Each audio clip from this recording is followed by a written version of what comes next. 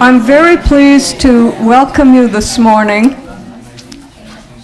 to this, our sixth conference of the International the International Network for Prevention of Elder Abuse.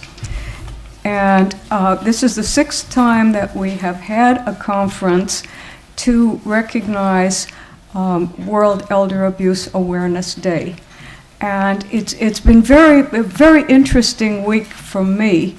I've been getting messages from all over the world of various groups, various government agencies, nonprofit agencies, even the private sector, who are doing activities on this particular day. And for me, it's very gratifying because many people think that this is an official UN day and that somehow the UN magically declared it. In actual fact, the way it happened was, I live on the west coast of Canada, which is 3 or 4 hours time difference from the other part of the country. And I get a call at 6 o'clock in the morning, my time, from Elizabeth Podniks, 6 years ago, saying, I think that we should have a World Elder Abuse Awareness Day. And I thought, gee, Elizabeth, that's a good idea. And from there, we took it to our colleagues within the International Network for Prevention of Elder Abuse and had the first event in New York, and the rest is history. So when a time and an idea is right, the time is right, it happens. And I think all of us here who are people that work in the area of elder abuse prevention recognize that this now is a key issue, and we are on the radar. It's taken quite a while to get this way to this place. We've got lots more work to do, but I think we're well on the way. I'm delighted to thank our partner from Action on Elder Abuse, and Gary Fitzgerald, the CEO, and his team have been a delight to work with in organizing this event, and I thank them very much. As you know from the program, we have a number of partners with us. This event is happening in collaboration with Age UK, and I think we have several representatives here. Would they stand up from Age UK? Is Ken here? Well, I know he will be here a little bit later. Perhaps he's caught on the tube. We have Mary Gohuli from Brunel Institute for Aging Studies. The International Longevity Center is a partner. The British Society for Gerontology, King's College London Institute of Gerontology, and the Center for Innovative Aging at Swansea University. Would you like to stand? So I would now like to call on Ken Lewin, who is a trustee of Action on Elder Abuse, and he's going to give some of the housekeeping items. Thanks very much. Are the acoustics in the room all right for everybody? Good morning. My name's Keith Lewin. As has just been said, I'm one of the trustees of Action on Elder Abuse. On behalf of a welcome to this gathering at Herbert Smith's. First of all, on a private note, for those of you in the room whom Her Majesty has seen fit to confer an honour in her birthday honours list, congratulations. Today is going to be a fairly long day, and people will flag, I'm sure. Please bear with us because it's an action-packed day. For refreshments, which we'll be having partway through the morning and again in the afternoon and lunch, please make your way out of this room back towards the reception area, and the ladies who are here from Herbert Smith will guide us. There is a fire alarm scheduled today as a test. I think this is the first time I've ever stood in front of an audience to announce that there will be a practice. It's scheduled for 4 o'clock. So if anything happens earlier in the day, we need to be aware. I'm told that we will know of the imminent need to evacuate by an intermittent alarm. So if there's an intermittent alarm, we need to ready ourselves, which means stand up and start making our way. Please leave your bags and everything else here. The way to evacuate, the two doors behind me, one in each corner, will take people to an immediate fire escape on the outside of the building. If the exits are blocked that way, then we have to go out the way we came through the reception, and the escalators that we came up will be turned off, and we make our way down there. Toilets are back through the door you came in and make your way round. The other way is through this door, which is a shortcut I've discovered. One final thing. Today's events are going to be recorded throughout. For that reason, I ask that you respect a little bit of discipline in relation to Q&A sessions. There is at least one roving mic, there may be two. So if you have a question to ask of any given speaker, just indicate by raising your hand. A mic will find its way to you, and then please announce who you are and then ask your question. So thanks very much. Have a wonderful day. Now then, the first speaker for this morning's session is Gary Fitzgerald. Gary is the Chief Executive of Action on Elder Abuse. He has been involved in social work for the best part of 30 years, 10 of which as Chief Exec of Action on Elder Abuse. He's been a stalwart champion of the rights of older people and takes every given opportunity to get in front of a microphone, a television camera, or on a radio programme to make the point. So please welcome Gary, who's going to address us for about 45 minutes.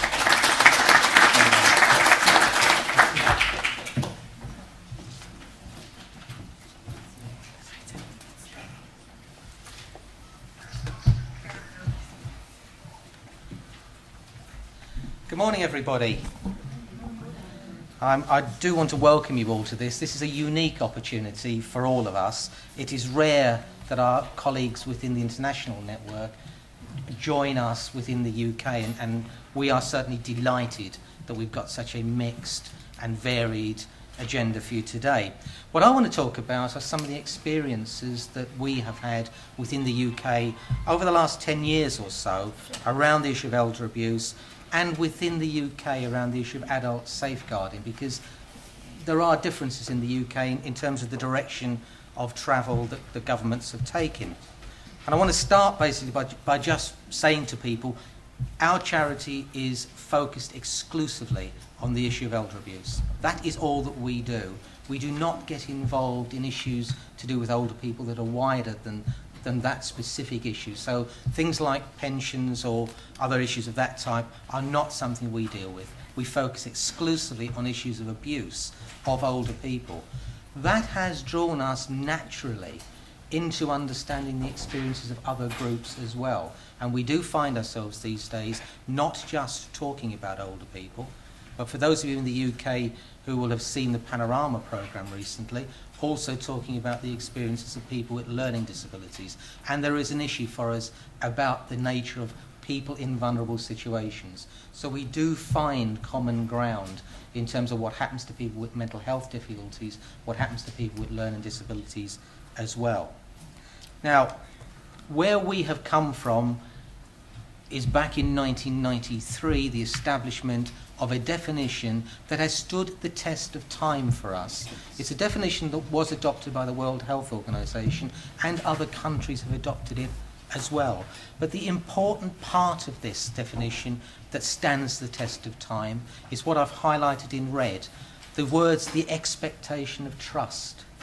Because what that does is establish very clearly for us who it is we're talking about in terms of perpetrators of abuse of older people. And it extends it beyond those people who are just in positions of trust, whether those are positions established through family or positions established because of the nature of the work that they do, nurses, care assistants, whatsoever. It also extends it into people who form relationships, neighbours, friends, people that will meet older people in pubs or clubs or whatever, establish relationships and then exploit those relationships.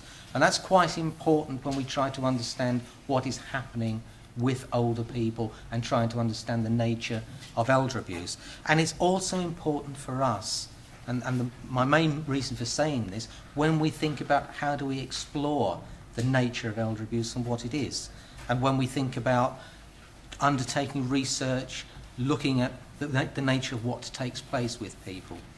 We had a prevalence study in the UK in 2007, which was an excellent piece of work.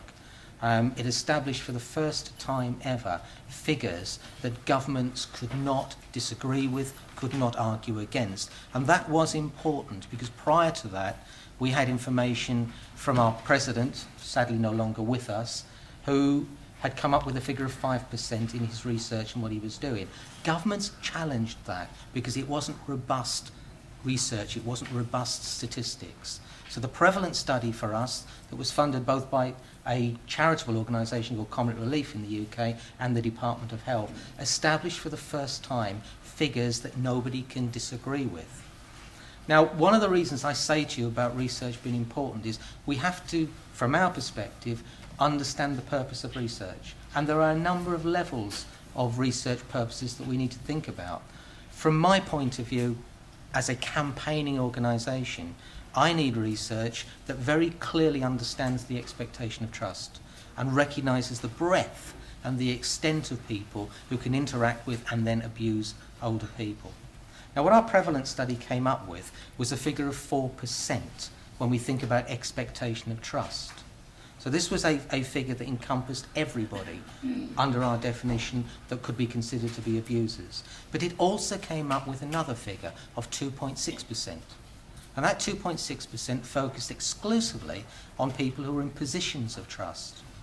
Now, my plea to those of you who are doing research is when you undertake research of that nature, think about the context.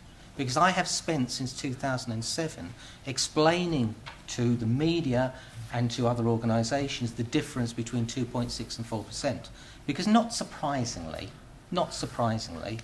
governments will choose the smaller figure because it makes it easier for them to marginalise the impact of elder abuse than the bigger figure. Does that make sense? They will do that. But the second plea I would make is that when thinking about what we're doing in terms of research, that we actually think about not only how do we arrive at figures that are comparable between nations, but what do those figures mean for the individual human beings? Now, if I say to you to operationalise the information that was being used in the research and arrive at the 4% figure, there were some challenges, and understandable challenges. People experience neglect sometimes just once in their lives, and it never happens again.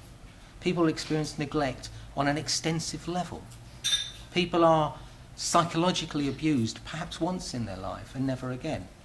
What happened with our research is in order to try and compensate for that variance, you had to be neglected 10 times to be counted once in the survey. And you had to be psychologically abused 10 times in order to be included in the survey. Now that gave us a 4% figure, but it did not reflect the experiences of victims.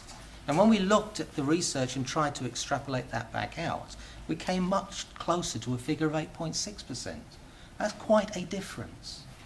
Now, I say that to you because the 8.6% from my perspective is the experience of human beings. It doesn't matter to me whether it's the experience once in their life or dozens of times in their lives.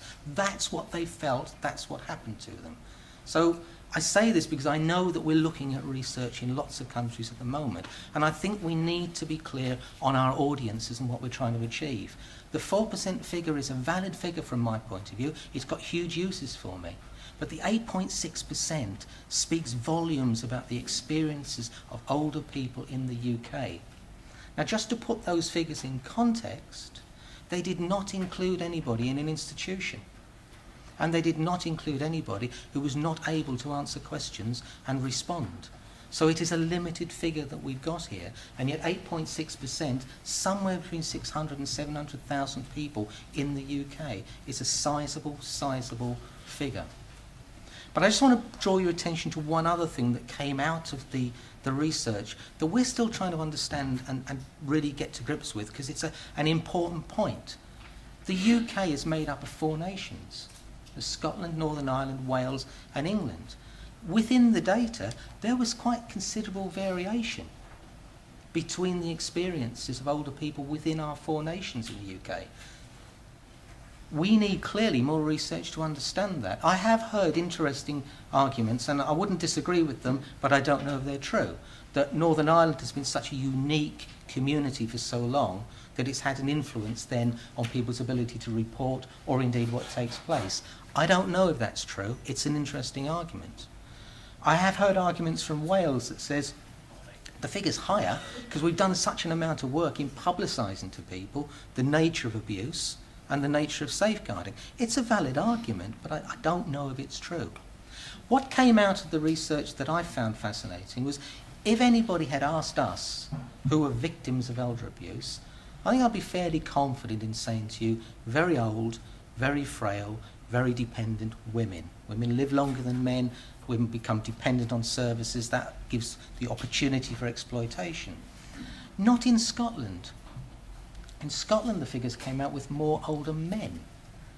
And again, that's something that begs further research to understand. I don't understand that because it bucks what we know internationally, and it certainly bucks what my experience has been within the helpline work that we do in the UK.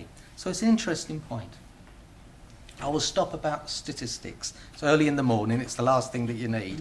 What I do want to talk to you about are the voices of survivors of elder abuse. We've done a tremendous amount of work over the last 3 years with survivors of elder abuse, older people who've been through the experience and have either come through a safeguarding process or come through our helpline. And we've established a buddying scheme of older people who have been trained by us and supported by us to work with people who've experienced abuse and help them through the process. Not just the process of safeguarding, but all the experiences afterwards, the legacy of elder abuse, the impact that abuse happens. And there have been a number of questions that we've asked people, there have been a number of pieces of research to try and understand the nature of abuse and what's taking place. And I just want to start by drawing your attention to some really good research that was done a couple of years ago on behalf of the Department of Health. It was called Partnership and Regulation in Adult Protection. And this particular statement stands out for me because what it said was that older people, vulnerable adults, experience of the safeguarding, the intervention, the protection processes actually was not a good one. It was a poor experience. They did not feel good at the end of it, and they did not necessarily feel that they had been protected and were safe at the end of it. And that was in 2007 and jumped out at us.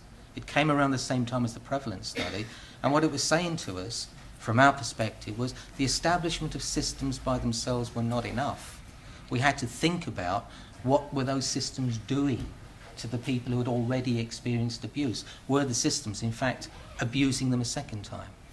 So when we were doing some analysis for the government around what these systems were and how effective they were, we went and asked the people who were within our survivors network what their experiences were. And I just want to share one or two of them with you because I don't suppose you'll be surprised to hear that one of the messages they gave us was that organisations have a tendency to cover their backs.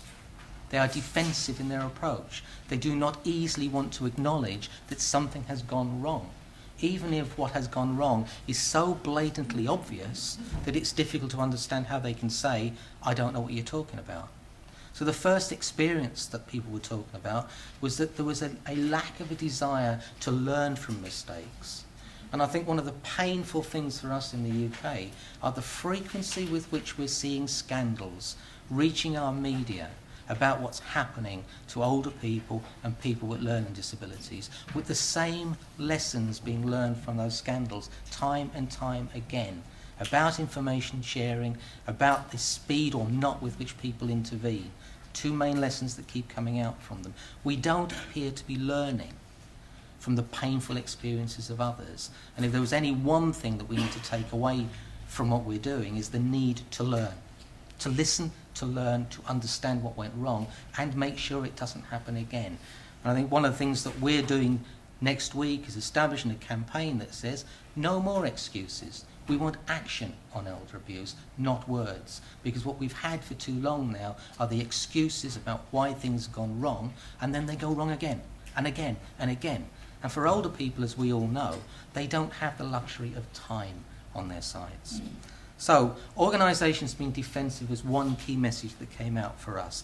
A second one was the ease with which the older person got lost in the process. They were being pushed around in circles very often. They felt out of control once the state intervened, once the state started to take action. They didn't feel that they were... I have no idea what that is, but I promise you faithfully, it's not in my talk. Okay, everybody point the finger at Brunel.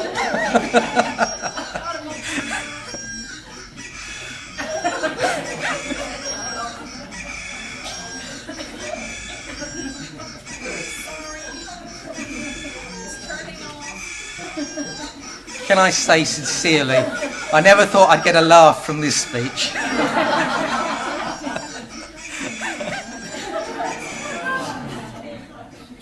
am sorry. Somebody shoot the chicken. Okay.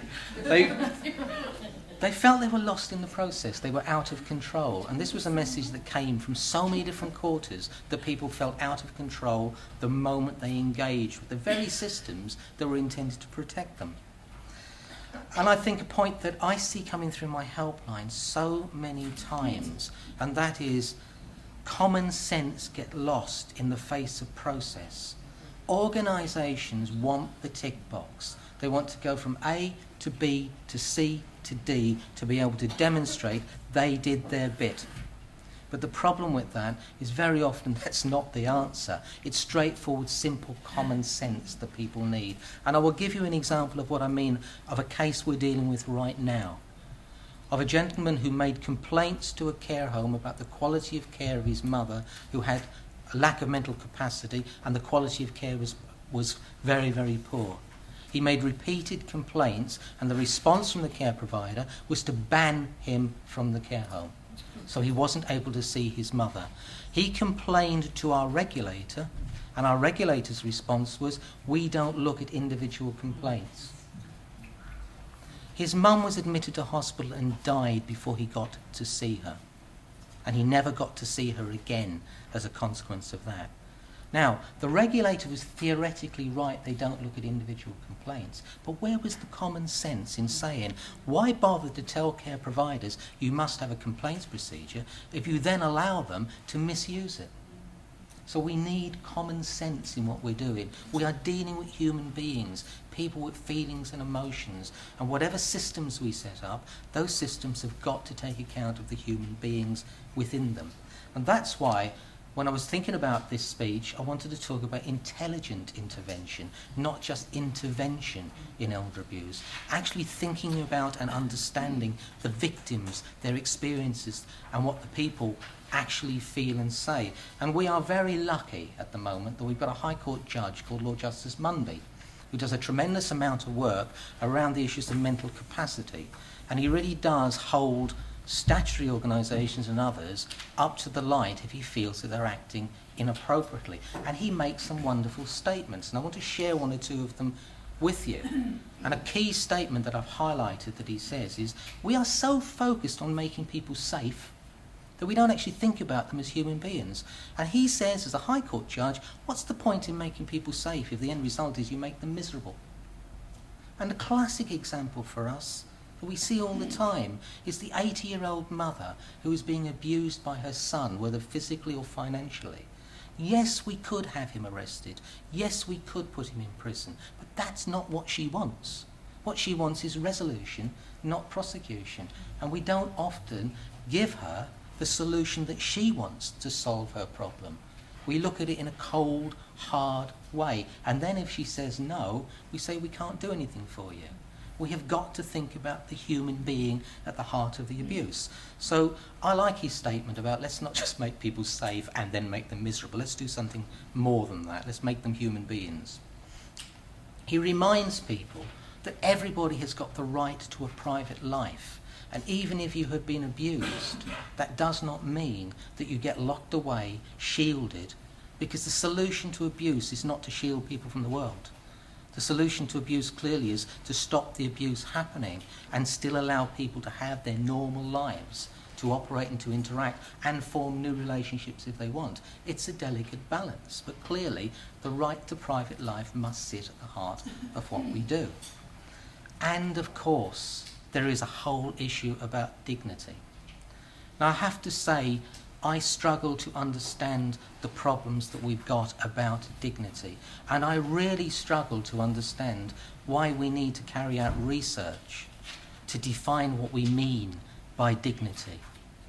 How on earth have we forgotten what dignity is, that we actually have to have pieces of work undertaken to define what we mean? We know if we're providing care and support to people that's dignified. Our inner bell rings when it's not happening. Why do we always go down these roads that seem to me to deflect us away from the real issues? And the real issues are, why aren't we providing dignified care for our older people? Not, what do we mean by dignity? So dignity sits comfortably, I think, at the heart of everything that we do. But Lord Justice Munby also makes a couple of statements that are really, really, really important for me when we're thinking about the protection of older people. And that is, if the state is going to intervene in someone's life, it has got to be able to demonstrate that the impact of what it does is actually an improvement on someone's life, not making them worse. It does go back to the safe and miserable bit. What is the point in removing an older person from their home to protect them from a family abuser and put them in a residential home if they never see anybody, they're constantly unhappy, they're constantly miserable? We've got to think about what we're doing when we're thinking about intervention, when we're thinking about prevention. And it does go back to the whole person. The whole person. Now, I'm going to stop at that point and just share two things with you. The first is, and I share these things, let me say, because we're at the start of the day, and I want to remind you why we're here. And the first thing I want to share with you is a lady called Frances Hales, who came to the attention of my helpline through her daughter, who was deeply distressed about what had happened to her mum. Mum was in a care home and had dementia and couldn't easily communicate. And she was calling out to her daughter, "Help me, help me." And she was asking the care staff what was going on, and they told her that it was just a symptom of the dementia and not to worry. It wasn't, folks. It was a pressure sore, and they had put a plaster on it. And when she died, that's what she died of. That's what she died of. Now, the pressure sore led to septicemia, the septicemia led to death. The coroner's report said death was septicemia. No, it wasn't. The death was caused by neglect. And how many of our old people go to their graves with deaths being recorded that are nothing to do with what caused them? And I think we have to get a grip on that. But the second thing I want to share with you is something that was timely for me. I joined this charity 10 years ago after working for 20 years in social care, and I must admit to you, somewhat naively, I thought I'd seen it all. And within a week of me coming to the charity, this next case landed on my desk, and it has stayed with me forever. It's an old gentleman called Alec Taylor, who was 89 years of age, and unfortunately for Alec, he was in a care home that was in danger of going out of business. And if they'd lost one more client, they would have done. So when he got a pressure sore, instead of calling in a tissue viability nurse or having him admitted to hospital, they moved him to the attic. And that's what they did to him. They used the scissors to rip the flesh away from the pressure sore. And I can't let go of that. In terms of why are we here today, that's why we're here today. Because that shouldn't happen ever in our world to any older person. And it pains and grieves me to stand here and say to you, things like that are happening right now in this country that we're standing in, right now, to people who are vulnerable, who can't defend themselves. And until the day comes when I can stand here and say that doesn't happen, we keep going, all of us, in doing what we're doing, because older people matter. And I think we shouldn't forget things like that. And I will leave you with an image. And here's the image of what we want to create. And when I eventually, and it will be a long time coming, stand down as chief executive of this charity, it'll be because that's what I'll have established. And that's what we need. Older people fighting back, defending themselves and saying, no, we're not putting up with this. Thank you for listening to me.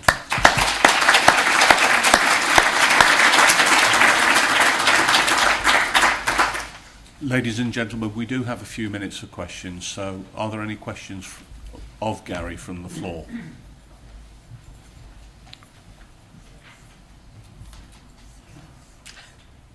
No? Could I ask a question? Now then, a flurry of hands. Gary, you mentioned the research and the quality of the research. Do you think it's getting better, the quality of the research in this field? I think what we need is more collaboration between the needs of research. I'll put that back up because I love it. The needs of research, and I think there are some valid needs of research that don't necessarily sit comfortably with my needs as a campaigning organisation. But I think we need more collaboration in understanding what are we trying to achieve from research. I do think it's getting better. I think there's a lot more understanding of elder abuse. I think the prevalence study, despite the concerns I express about aspects of it, was a powerful piece of work. And it's a piece of work that I use quite tremendously in my work. So I do not want to say to you that research and that research doesn't have value, because it certainly does. But I do think we need to understand what are the outcomes that we're trying to achieve. And sometimes research takes on a life of its own, and it loses sight of what it's trying to achieve. And I worry that we pay sometimes for research that then sits on a shelf and actually doesn't move us forward. And I think what we've always got to do is measure research again. Has it moved us forward? And I think that's got to be the issue for me. Somebody to your left, I think, Mary. Thanks, Gary. I wondered whether you'd be prepared to talk publicly about what your views are about the Winterbourne scandal. Oh, I have spoken publicly about it, most definitely, yes. Winterbourne, those of you who don't know from other nations, let me just explain. We have a regulatory system in this country that regulates quality of care and health. We have safeguarding systems that intervene if they're notified in order to protect people. We have care that is provided to a very high degree by private companies within the UK. Winterbourne was a semi-hospital, semi-analysis unit for young people with learning disabilities, and a whistleblower notified our regulator and notified our safeguarding of some pretty horrendous things that they were seeing.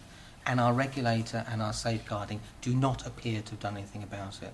So our whistleblower went to the media, and the media produced a half-hour programme with undercover footage that was the most distressing thing anybody could watch. You couldn't watch it without in some way either wanting to switch off or cry. It was painful what was being done to those young people. What was amazing was in the face of being in a controlled place, they were still trying to protect their personal dignity and fighting back, but they didn't stand a chance in that current climate.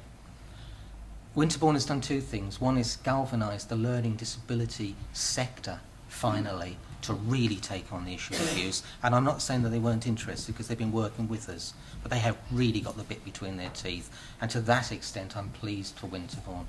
But what appalls me is Winterbourne was no different than so many similar scandals that we have seen in the last 10 years, both with people with learning disabilities and older people. When are we going to learn, I think, is the issue. And it's what's prompted us to start the campaign next week. No more excuses. We want action. Because they make excuses about old people and other vulnerable adults, and then work on the basis the public will forget in a way they don't forget with children. So next week they can get back to business as usual. We've got to stop them getting back to business as usual. I was curious about why age 66 was selected as the cutoff for the age at which subjects became eligible to participate. Because you have to choose an age, to be honest, and there were some interesting discussions about what that age limit should be. And there wasn't, I don't believe that I heard any debate that really firmly came down on, yes, we can define an old person who's been 66. It was more like we have to define something. But saying that, we know, for example, that we talk about older people in minority communities within the UK, people age quicker.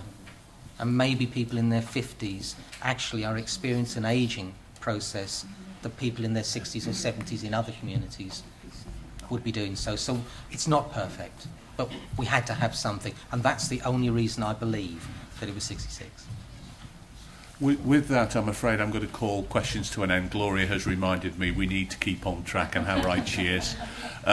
With that, I'll ask Robert if you'd make your way over to the lectern, please. Robert Hunter is a partner here at Herbert Smith, and on behalf of us all, I'd like to thank Robert, his partners and his colleagues for making today possible and providing us with the accommodation. So thank you. Thank you.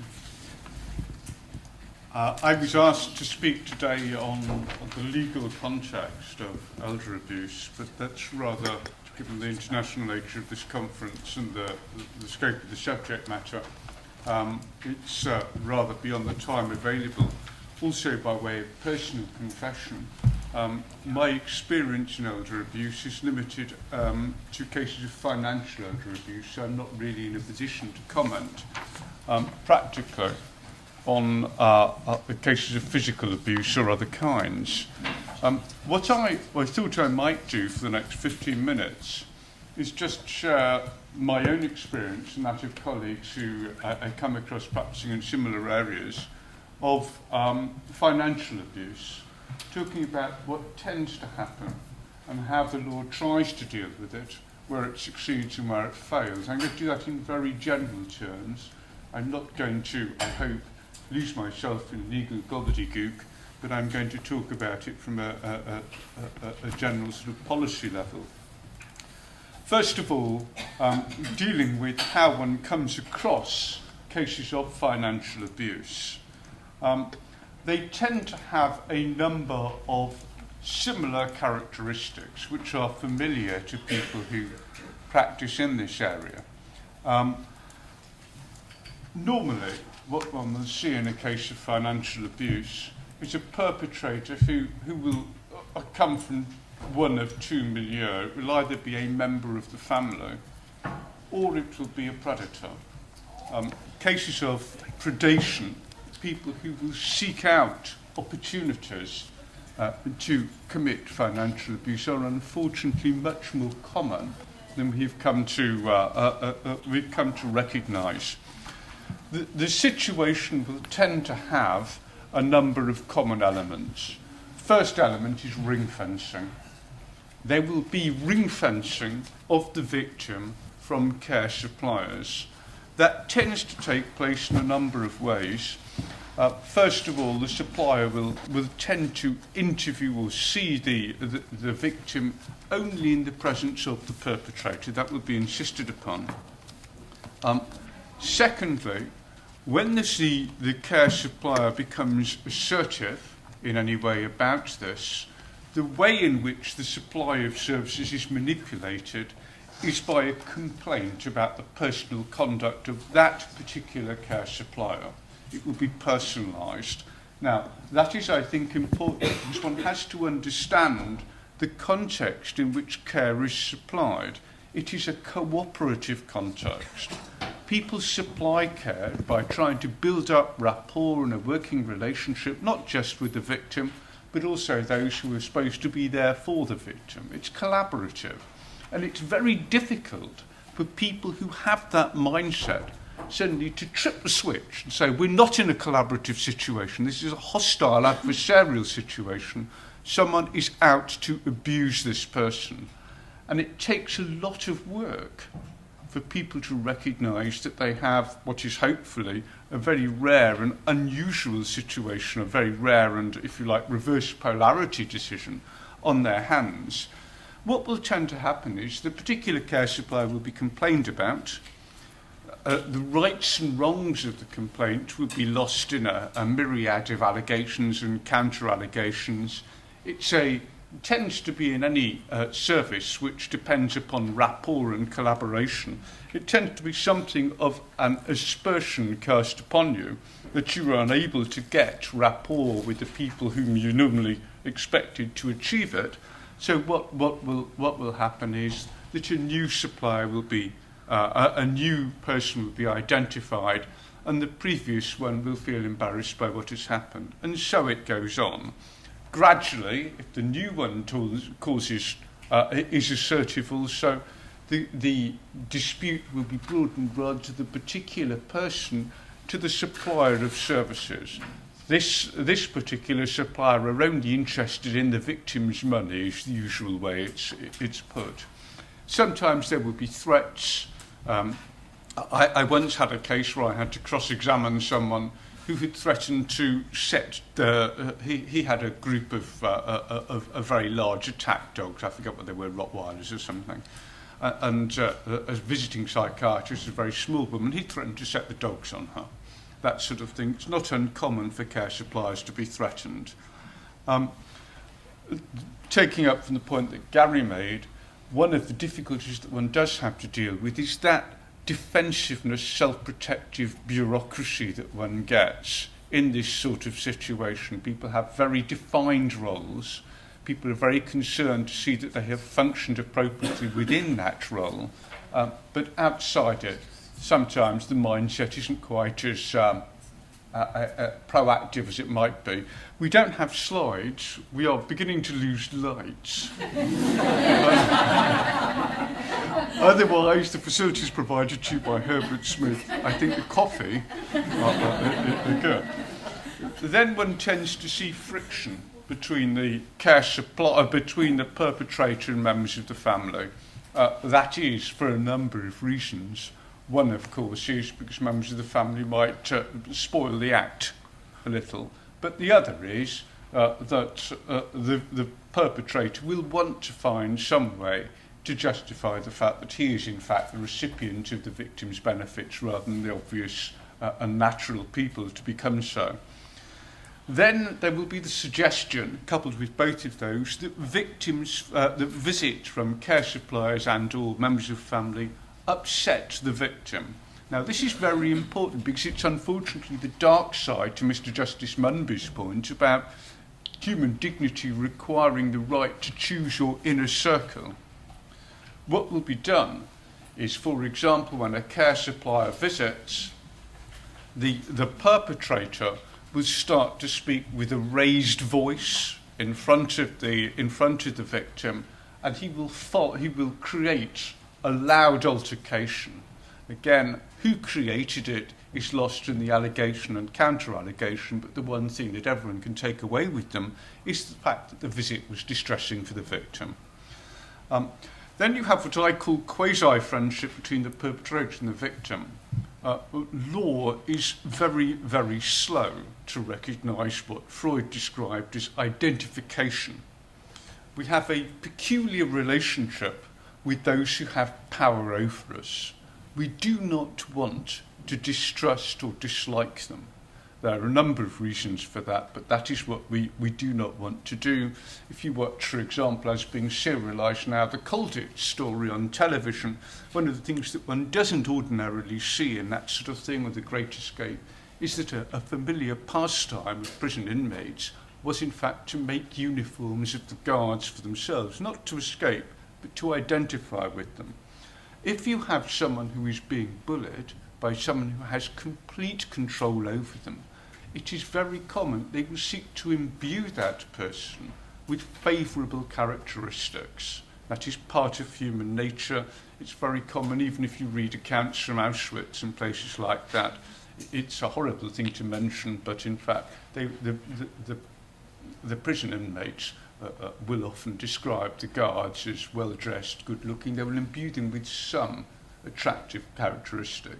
Now, if you have someone who is dominating, controlling your entire life, it is very, very difficult not to want to see something good about them or their motives. So you tend to get a quasi-friendship. It's very easy for the perpetrator to be manipulative about how that develops.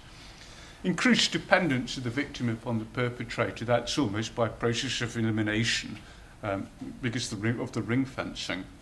Then, when you have cases of abuse coupled with mental frailties, which I have to say are the ones that I tend to see most, there will be some sort of explanation by the perpetrator of the victim's frailty. It's not useful to their scheme for the victim to be mentally frail. What they will tend to do is to cast that as a good days, bad days situation. Some mental frailty, you do have good days and bad days. Vasodementia, for example, you have good days and bad days. Sometimes it would be cast in terms of the relationship of the person who was there, of the victim with the person who was there. Very often, for example, if you have a doctor or psychiatrist come, they'll say that the victim refused to cooperate with the doctor or the psychiatrist, and that's the reason for the poor impression. When you're looking at trying to reverse all that, I'll go through very briefly. How much more time do I have? 3 minutes. 3 minutes. Okay.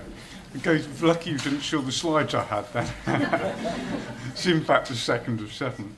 You have a number of difficulties in proving whatever it is you have to prove. First, the evidence of the key witnesses is not going to be available to you. Why? Because there are 2. One of whom does not terribly want to cooperate with you because you're suing him or her, that's the perpetrator, and the other, the victim, is very often dead. It's being done post-mortem because the victim remains under the influence of the perpetrator throughout the period. If they're not, the frailties that allowed the abuse to be perpetrated preclude that person from giving helpful evidence.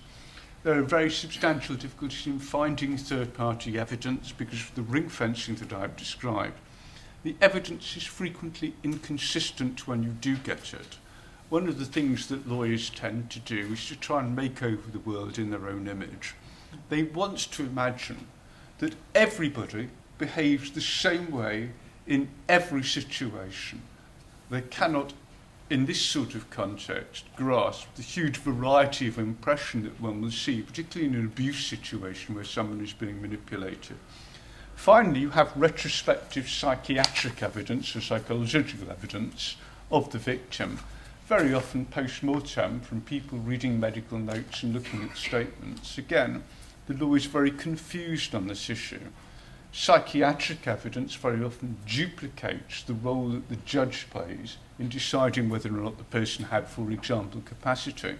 Not just that, it duplicates the role that the judge plays, not out of strict job title, but out of necessity, in determining what actually happened. Because very often all the psychiatrist or psychologist will have to go on are medical notes and witness statements. And of course, it's not until the judge has decided what actually happened and which of those statements is true that the psychiatrist can determine what it is he must benefit or he must premise his opinion upon. So all sorts of difficulties and confusions there. One final one, and I'm finishing in 20 or 30 seconds, one final one is the burden of proof. Elder abuse usually involves some sort of serious allegation, forgery, coercion, actual undue influence. And because the gravity of the accusation tends to be calibrated to the strength of the proof that you need to establish it, the more serious the thing you allege, the better the evidence you have to have. It's unfortunate that you have an inverse situation with elder abuse. The more serious the case of elder abuse, financial elder abuse, the less evidence you're going to get because of the nature and way in which it's perpetrated.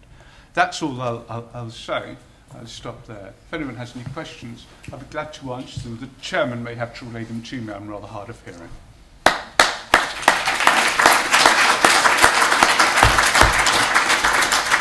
Ladies and gentlemen, we have time for only one question. So is there a question from the floor?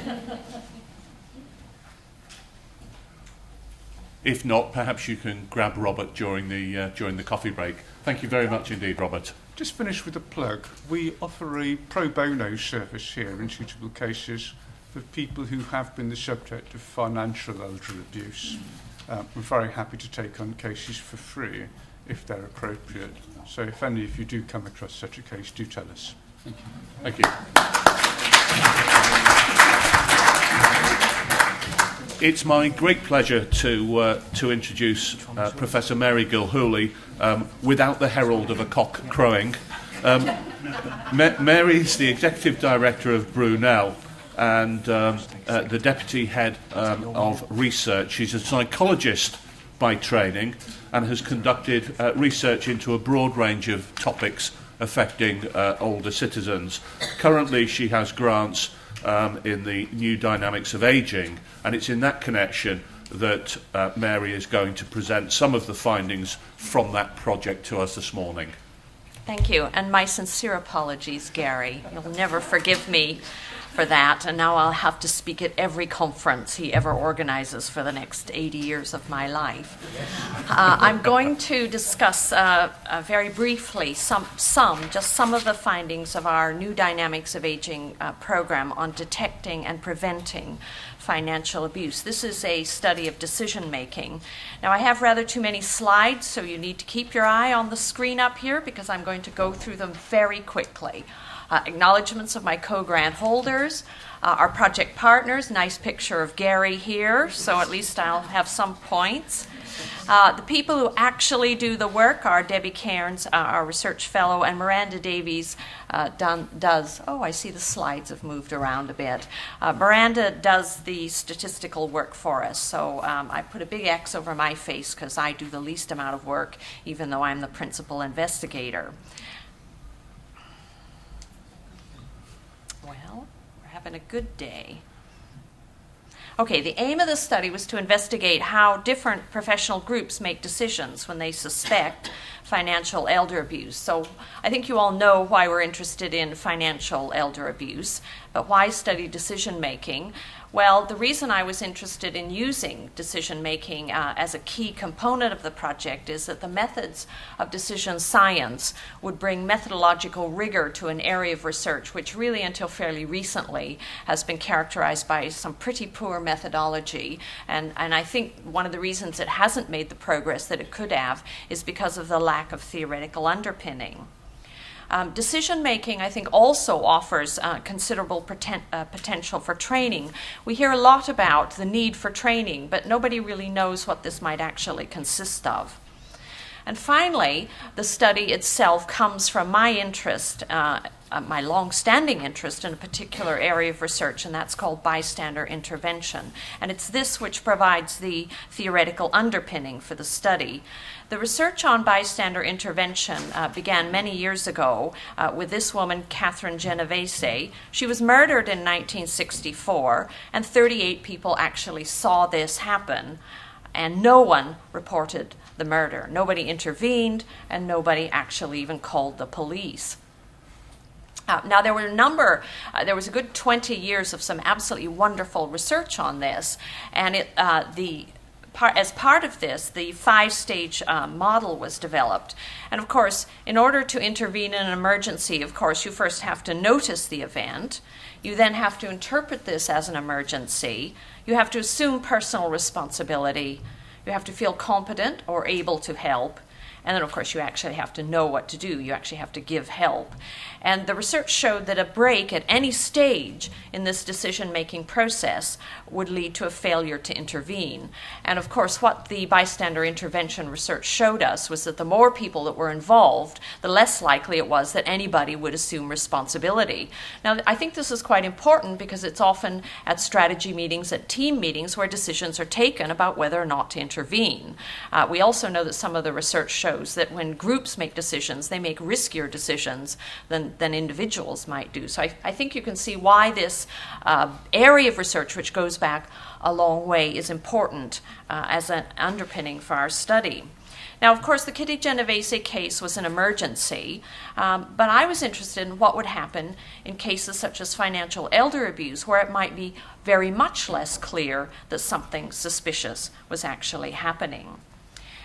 There were 3 phases to the project. The first phase was actually a giant pilot study. All good studies have long pilot periods. This took us a year of our 2 years to lead up to our fairly classic decision-making experiments. And we also had a phase 3 component. It wasn't really phase 3 because it ran in parallel with phase 1 and 2 but couldn't be finished. Now I'm really only going to just be able to highlight a few of the findings. We're right near the end. We're analyzing the data, we're writing it up, and I'm not actually entirely certain about the meaning of these findings. So once I describe them, if any of you can help me during lunch to interpret them, I would be ever so grateful. Okay, we had a number of research questions in phase 1. What are the cues that trigger suspicions of financial abuse? What decisions are made or have to be made? And what are the features that make decision-making difficult? Now, I'm going to use this word cue. This is a standard word in decision science, and it really means just any factor, case, feature, or source of information that's used in making a judgment. We had, in this phase, we aimed for 20 people in each of 3 groups. Now, there were any number of groups that we could have studied, but we only got 2 years worth of funding instead of the 5 million I would have preferred, because we would, of course, have liked to look at lawyers and the police and any number of groups, but this was all we could do. The 3 main groups. Now, what we did was we collected our information using the critical incident technique. So rather than interviewing people about what they think the cues are or what they might actually do, we asked them to, oh, somebody's calling me and I don't even know who this person is. Oh, gosh. Anyway, we used critical incident technique because we didn't want people to talk. This has nothing to do with me, I'll just point out. It is a bad day. The whole point of the critical incident technique, yes, get rid of that person. The whole point of the, God, I'm not going to be able to do this today. The whole point of the critical incident technique was that people had to talk about real world cases. We asked them to describe the case they dealt with most recently, not the most interesting, not the most difficult, the case they dealt with most recently. We couldn't keep them to 1 case each. That's why we actually ended up with 112 critical incidents. Now, what was interesting about phase 1 was what emerged was that a huge number of different kinds of cues were used. So we then classified them into cue categories. And what we found was that the people in banking used rather different cues than the people in social care and health. The people in social care and health used 4 categories of cues. The identifier of the abuse. Now, that could be them if they observed it themselves, or most likely it was somebody else. The financial problem suspected, of course, something like could be a builder that demanded payment but didn't do the work. And then the social care and health professionals also use the physical capacity and the mental capacity of the older person as a cue. Now, the people in banking both use the identifier of the abuse and the financial problem suspected, but they were much more concerned, probably because they're mainly tasked with looking after our money, with who was actually in charge of the money. And so if the person was in charge of their money, that was one thing, but then it might be somebody who, in a position of trust, as Gary has mentioned, could be somebody like a durable power of attorney. Okay, what we basically got from phase 1 was this very wide range of cues that were used. Now, we had some hints in phase 1 that some cues were more important than others, but of course we couldn't work that out from the nature of that qualitative data. And we found that bankers use these different cues. Now, that was a real pest for us because actually we wanted, when we developed our case scenarios for phase 2, to put these 2 groups together. But because they use different cues, we had to create separate case scenarios. So phase 2 was, as I say, a fairly standard case scenario judgment task, and I'll describe that very quickly. And I'll try and answer the questions of which cues had the greatest influence and what actions did people select in response to suspected abuse. Move along. Okay, the 3 groups, we aimed for 70 people in each group. We would have liked to have had more. We had people want to take part, volunteer to take part, but we'd made the mistake of saying that we would give people Amazon vouchers to thank them, and we only had enough money to purchase 210, and then we had to rustle up the rest for those other 12 people out of our travel budget. But we did have a lot of interest in people prepared to do this for us. Now, I'm going to show you, well, maybe I'm not going to show you. Okay, this is an example of case scenarios we used with health and social care professionals. The scenario is about a 66-year-old male, another professional, that's the identifier of the abuse. Recently made a change to the older person's will, leaving all possessions to the cleaner. The older person has major physical health problems. Sorry about this, it's not quite working. He's extremely confused and forgetful and lives in his own home with a care package. Where are we now? Okay, Q6 we added was age, and Q7 was the gender. Oh, somebody else is phoning, I see. Same person. So we varied all of these Qs systematically. This meant that the health and social care professionals looked at 65 case scenarios. We had 15 repetitions for them to check for consistency. And of course, if people were just filling this in randomly, then of course we had to delete them. And the banking professionals, because they started with fewer Q categories, 46 case scenarios. Our dependent variables was how certain they were that abuse was taking place. Remember, you have to notice the cues, and then you have to decide it's an emergency, the likelihood that people would take action, and the choice of action. Now, you probably can't see this, but this was put on the World Wide Web. That red line was certainty of abuse, and it could be moved along, and the computer then gave a linear score to that. The blue line was how likely they were to take action, and those were the bottom categories, ranging from a rather light touch approach, monitor the situation, to implement safeguarding. This is very slow. Okay, what are the cues that had the greatest influence on decision making? Well, what probably just at least leaps out from this is actually there were only 2 categories. Now, we discovered there were lots of cues available to decide whether or not abuse was happening, but only 2 of them actually seemed to influence their judgments: mental capacity and the financial problem. And I think mental capacity is problematic because partly we decide people are mentally incapacitated if they're financially abused, if they fall towards a scam. But also we might like to pick up abuse before people are mentally incapacitated. So that's really quite interesting, and one might worry if only 2 cues, 2 main categories, are the sole determinants in variance, in certainty of abuse, and also likelihood of taking action. Well, what actions did they take? Those things at the end of that scale are what we call the heavy stuff, the implementing, safeguarding. And what's interesting is the health professionals were less likely to use those stronger interventions than the social care professionals. Now, it also emerged in phase 1 that many healthcare professionals felt they couldn't intervene because of the patient's wishes and because of needs for confidentiality.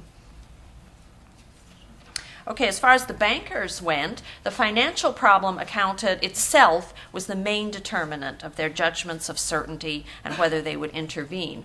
But it was also interesting, although it never came up that mental capacity influenced their judgments, when they were actually given case scenarios, it did significantly affect their judgments, even though it didn't account for very much variance.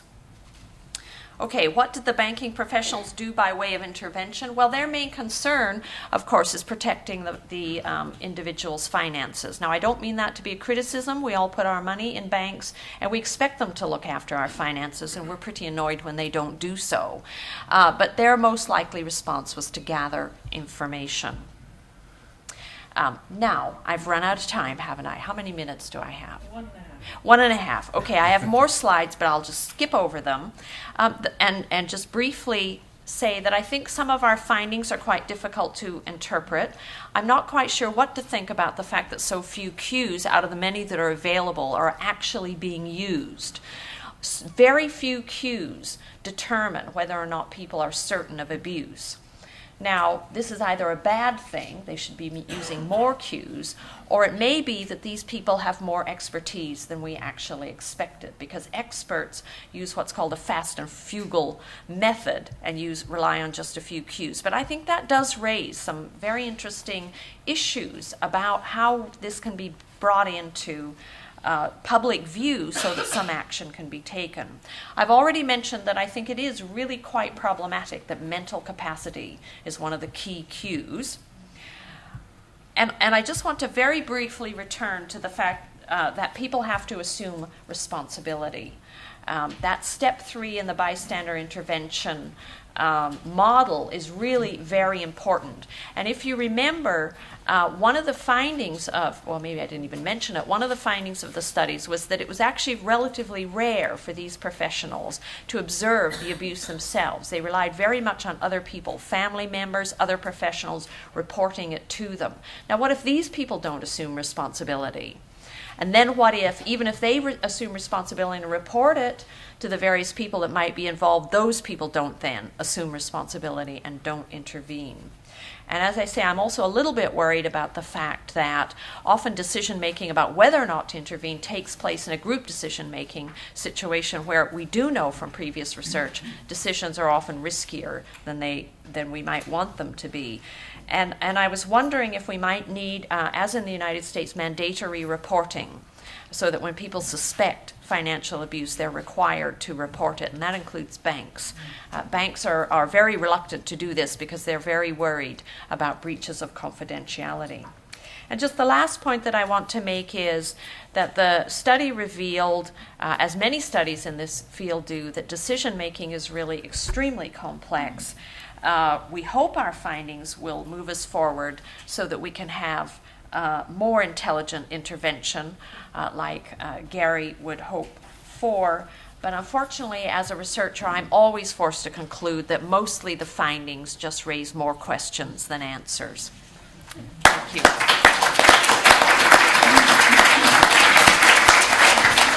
Are there any questions? Maybe this person will phone me again. Again, ladies and gentlemen, I'm afraid we're really out of time, and to keep us to the schedule, I'm going to have to press on. Do grab Mary and any of the other speakers over coffee or lunch to ask particular questions. I'm going to invite Lucy Malachek to take her place now. Lucy is the policy advisor at Age UK and has played a key role in resisting the abolition of banking checks. She's going to speak to us this morning about the opportunities for the prevention of financial abuse. Lucy, when you're ready, the slides are up. So maybe to start with, why are we talking about payment systems and technology in a finance or in an elder abuse conference? You know, obviously computers and debit cards don't abuse people. Well, we became interested in payment systems because of the proposed abolition of cheques in the UK. And that made Age UK think, well, how will this impact older people and the way that they pay for things? And so in the past year, we've been conducting research into, well, how do we pay for things now? And in several of our sessions, it really hit us that payment systems were incredibly important for both independence and the ability to safely delegate. And that good payment systems, sorry, you're now going to see probably all of my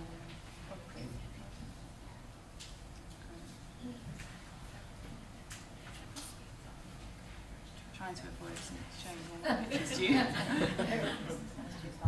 Yeah, it was good.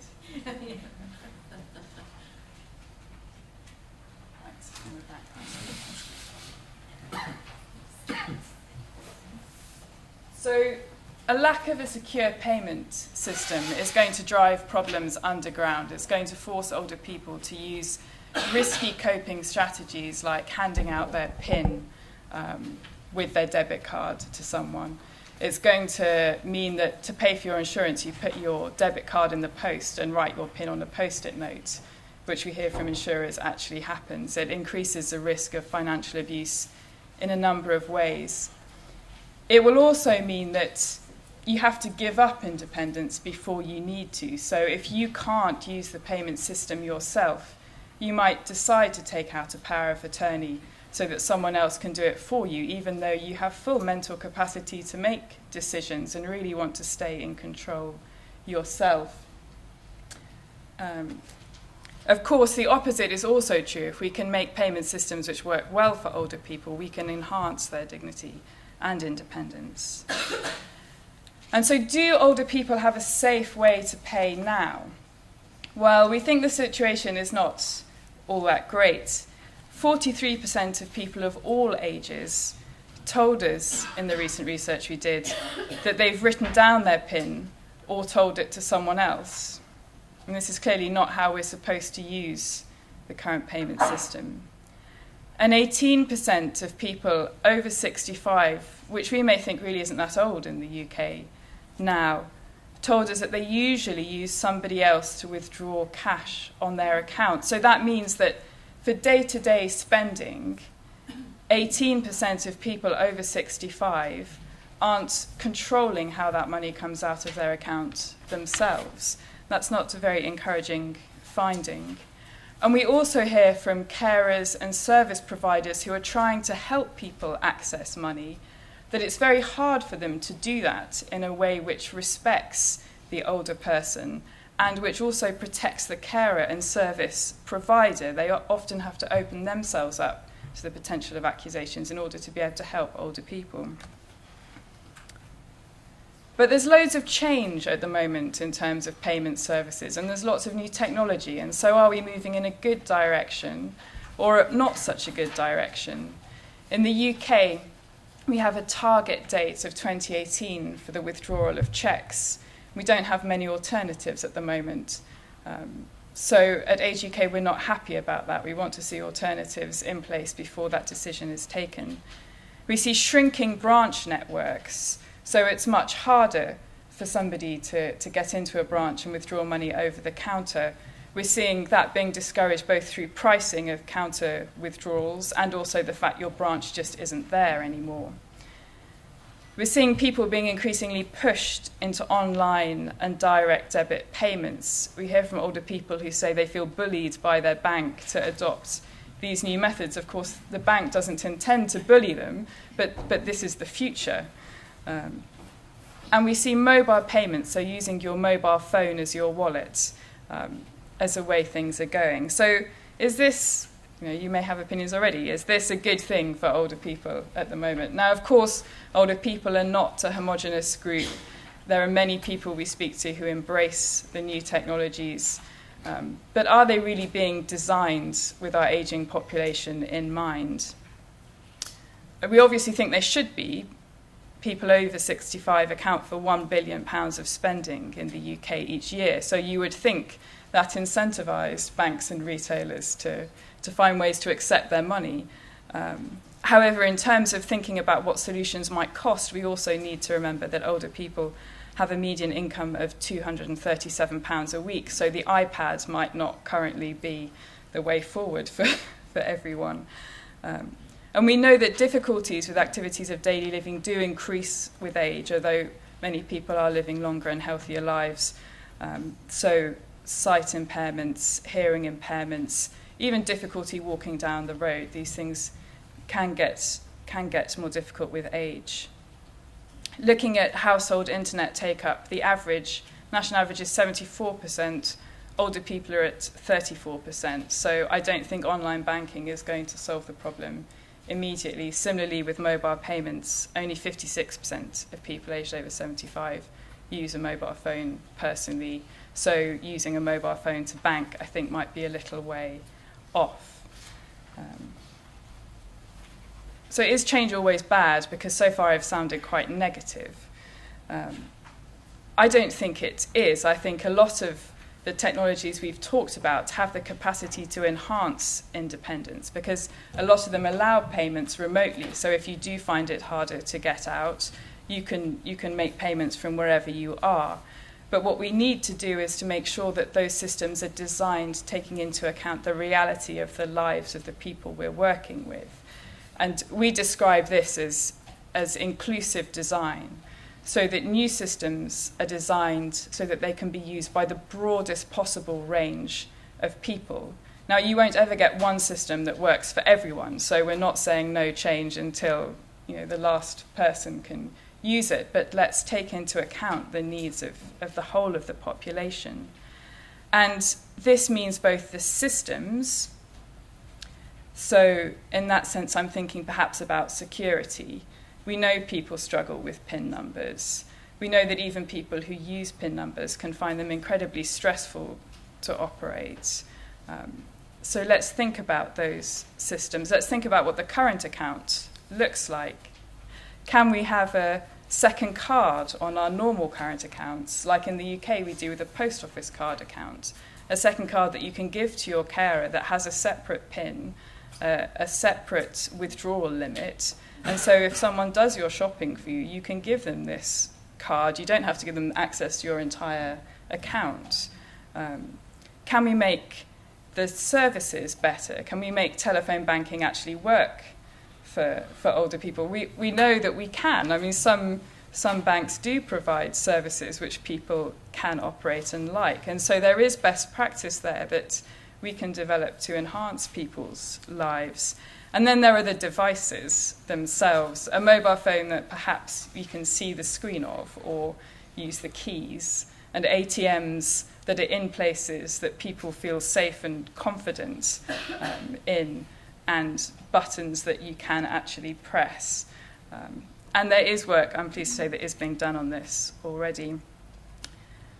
However, as I said, however well we design our systems and our devices, there are people who are always going to need assistance. And at the moment, I think, unfortunately, our banking systems tend to ignore that because it includes risk and it includes grey areas, and it's just something that we would rather not happen. And so we want banks and other financial service providers to realise that third-party assistance does happen. Someone is going to call up on behalf of their mother to check their balance sometimes. How do you make sure that's a good call, not a bad call? At the moment, the formal alternatives are pretty lacking, I think. You can go the whole hog and hand over all of your control using a power of attorney, which will sometimes be appropriate. That won't always necessarily protect you because you can abuse a power of attorney. If you've lost capacity, there are various schemes to get your benefits out. Post office card account offers a second card, and you can ask your bank to set up a third-party mandate, but not many people actually know about that, and the provision of that varies quite a lot. So we can see here there are a lot of gaps in terms of how we help people access their money.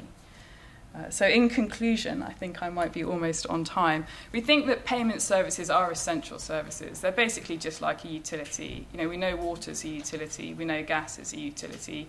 You can't have either of those things unless you can pay for them. So why don't we recognise payment services as being essential, something that everybody needs to have access to? We think that inclusive design of payment services could have a very positive impact on the lives of older people. And at this time when we're seeing so much change in payment services, it's a good opportunity to raise these issues with providers and to encourage them to take them into account. We also think that third-party assistance is a reality, and this needs to be recognised, not just pushed under the carpet to be dealt with on an ad hoc basis. Thank you very much.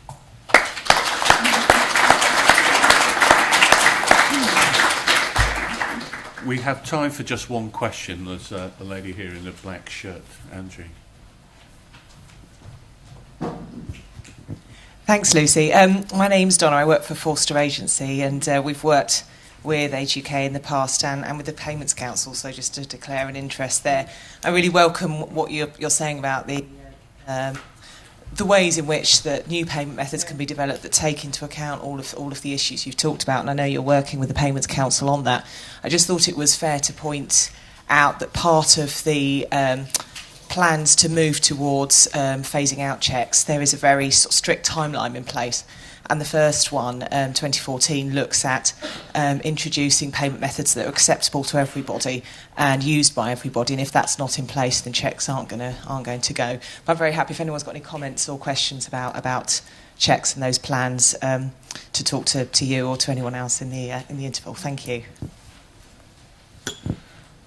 Right, on that note, ladies and gentlemen, I'm going to wind up this morning's first session. Thank you very much indeed for your attention. Coffee is back where you had it on entry this morning, and please be assembled for 2:15 when Gloria will be chairing the next session. Thank you.